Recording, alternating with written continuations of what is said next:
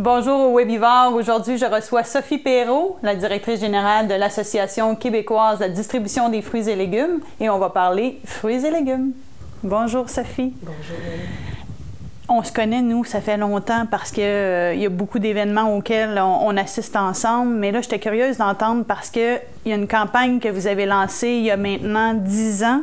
Et c'est la campagne, je vais t'en laisser en parler, mais ça a fait beaucoup de chemin. Pourquoi avoir parti la campagne J'aime, là, 10 ans? C'est vrai que notre petit bébé est devenu très grand. Il fête cette année ses 10 ans. Donc, c'est la campagne J'aime 5 à 10 portions par jour qui a été lancée, en fait, par l'industrie. Il faut se remettre dans le contexte il y a 10 ans où il n'y avait pas beaucoup de programmes comme maintenant avec le défi 5-30, chaque jour moi je croque ou d'autres programmes qui parlaient de la promotion des saines habitudes de vie. On était beaucoup encore dans le curatif. Il n'y avait pas beaucoup de programmes qui parlaient de prévention, puis c'est donc important. On sait que de mieux s'alimenter, ça prévient les maladies cardiovasculaires, les risques de cancer. Donc, il y avait un vide à ce niveau-là. On avait beaucoup de demandes de consommateurs pour de l'information sur l'alimentation, sur les fruits et légumes. Donc, on s'est dit, on doit répondre à ce besoin-là. Les consommateurs, ils veulent en manger davantage, mais ils veulent savoir comment puis pourquoi. Parce que c'était pas la mission première de l'association au départ d'être du côté consommateur, mais pour remplir ce vide-là, vous avez donc senti le besoin de lancer la campagne. La campagne, concrètement, c'est quoi l'objectif de la campagne pour le consommateur qui écoute aujourd'hui? C'est vrai que notre mission, c'était de bien servir nos membres. Nos membres, c'est l'industrie au complet des fruits et légumes. C'est peut-être important de le dire. Donc, c'est toute la chaîne de la distribution au Québec, du producteur au détaillant. Donc, notre mission, c'est de donner de l'information et de servir bien nos membres. Mais on s'est dit, effectivement, on doit aussi se donner une mission plus sociale qui est de parler d'alimentation. Donc, la campagne, le but, c'est de faire découvrir le potentiel, la valeur ajoutée, les bienfaits santé et donner plein de trucs aux consommateurs pour en manger davantage. Et puis, selon les recommandations du Guide alimentaire canadien, on devrait consommer en général au minimum 5 portions et puis plus on en mange, mieux c'est. Hein? Il n'y a jamais de maximum avec les fruits et légumes. Donc, on a pris cet angle-là pour dire qu'il faut manger 5 à 10 portions par jour et puis aider les consommateurs à y arriver avec des trucs, des outils concrets. Est-ce qu'on sent que le consommateur se rapproche du but du 5 à 10 portions par jour? Il se rapproche. Depuis quelques années, on voit une augmentation qui est graduelle, surtout au niveau de la Colombie-Britannique et du Québec si on se compare au reste du Canada. Et je peux vous dire que pour faire beaucoup de terrain, être présente dans plusieurs salons avec mon équipe, il y a 10 ans, les questions étaient très élémentaires et c'était beaucoup sur combien je dois en consommer de portions. Maintenant, les gens me disent « Ah, je dois en consommer 5 à 10 ». Ils veulent savoir comment. Et je vois vraiment une évolution dans les connaissances et dans le langage. Maintenant, on parle d'antioxydants, de lycopène.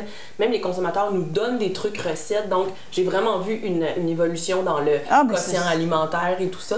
Fait que c'est le fun parce qu'on sent un engouement. Tout à fait. Et même, dans les statistiques que je lisais aussi, une des raisons, puis je trouve ça important de le dire, pourquoi au Québec, on mange plus de fruits et légumes que dans le reste du Canada, semble-t-il que c'est parce qu'on mange encore à table en famille. Donc, on voit aussi que de passer l'information et puis de transposer ça dans la famille puis d'impliquer la famille, ça a vraiment un impact sur la consommation future. Fait qu'il faut continuer de faire ça, manger en famille.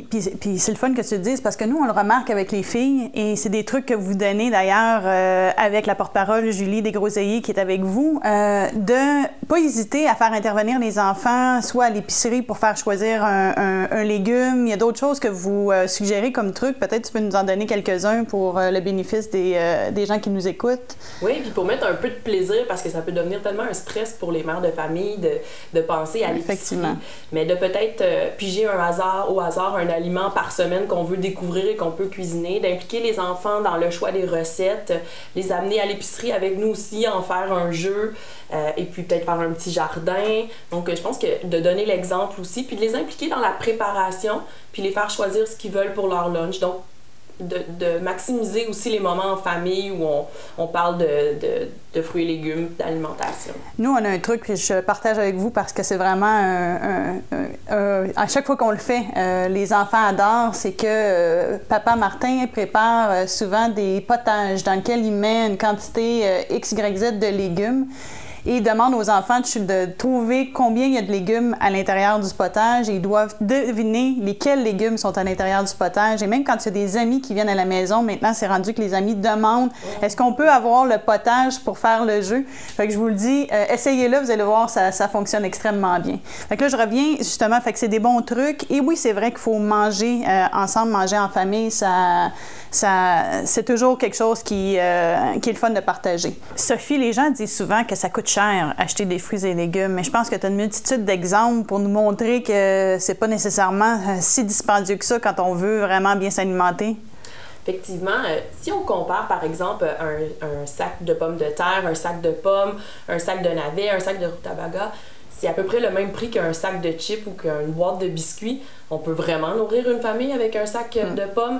Donc je me dis le potentiel est énorme et il faut vraiment comparer avec le reste de l'épicerie pour s'apercevoir qu'on a vraiment pour notre argent puis pour notre santé qu'on achète des fruits et légumes. Puis c'est vrai, mais je sais pas pourquoi on a cette perception-là que c'est beaucoup plus cher, mais c'est peut-être parce qu'il y a beaucoup de choses qu'on jette ou on perd, contrairement à des biscuits, ça reste longtemps. C'est-tu une notion de gaspillage peut-être aussi qu'il faut faire attention?